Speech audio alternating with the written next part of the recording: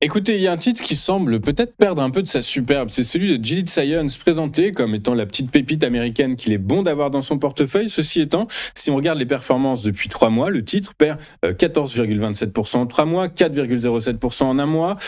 Sur cette semaine, près de 3%. Résultat, on se pose la question de savoir s'il n'y a pas un changement, une rotation dans les portefeuilles au détriment du titre de Gilead Science. Ceci étant, les analystes, quand on les lit, restent optimistes. La plupart sont à l'achat avec un objectif de cours à 157 $.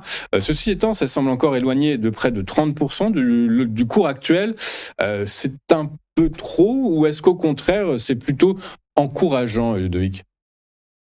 Concernant Gilead Science, bon, ça c'est l'action que je suis depuis plus d'un an maintenant. Concernant le point bas qu'on a fait en mai 2024 et ce fameux point haut, là on est rentré en mode correctif, donc les 38,2 de retracement Fibo est un niveau intéressant. Premier point. Alors celle-là, je vous avais un petit peu averti, la zone de rachat qui peut nous intéresser, c'est la zone des 115-120.